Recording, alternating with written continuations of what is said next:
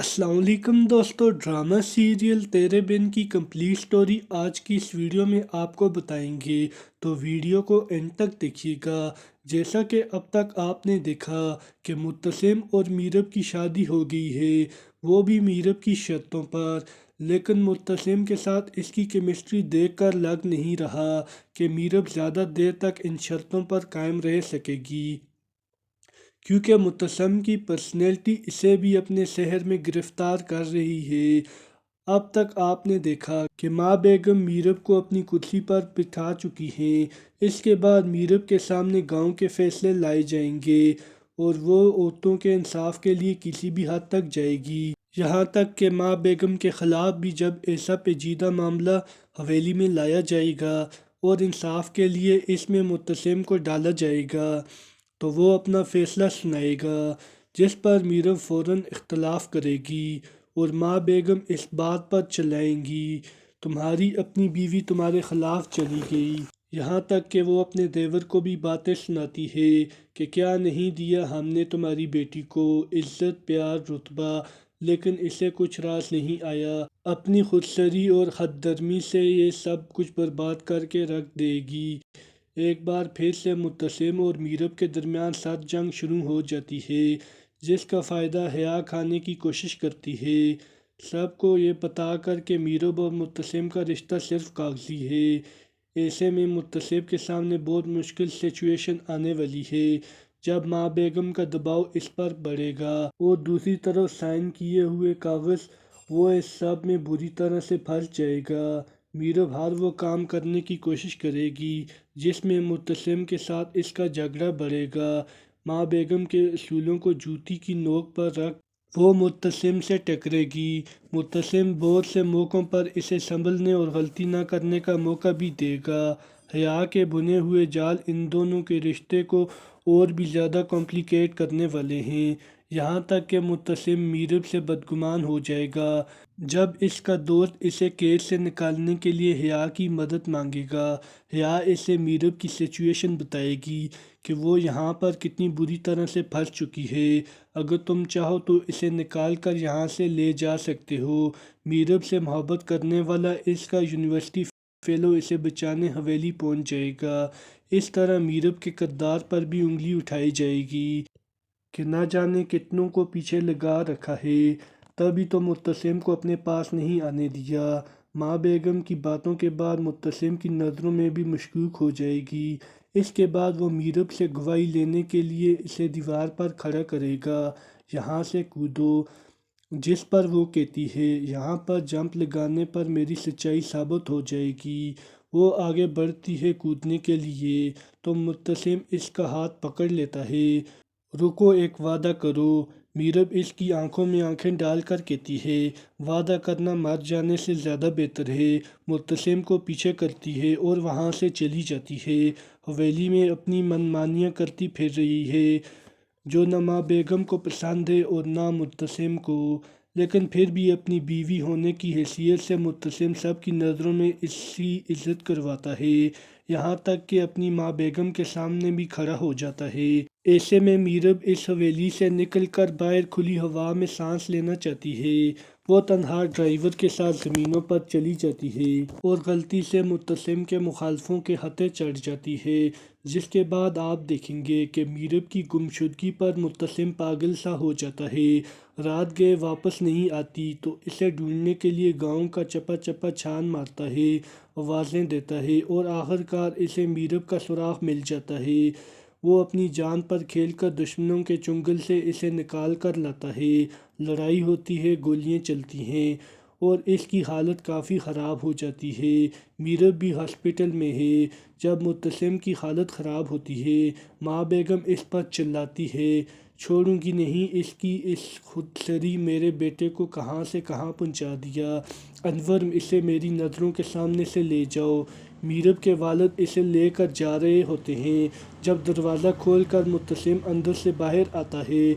चेहरे पर जख्म, बाजू पर पट्टी, गोली निकाली जा चुकी थी, मगर वो अपनी बीवी को इस तरह बेइज्जत होते नहीं देख सकता। आगे बढ़ता है। माँ बेगम की आंखों में आंखें डालकर मीरब का हाथ पकड़कर इसे घर वापस लाता है।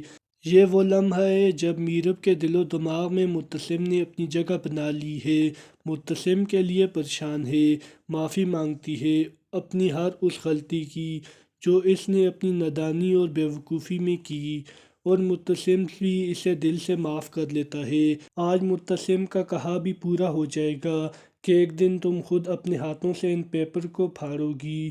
متسم کے کھو جانے کا خوف میرب کو اس کے موت کے منہ میں جانے کے بعد محسوس ہوا۔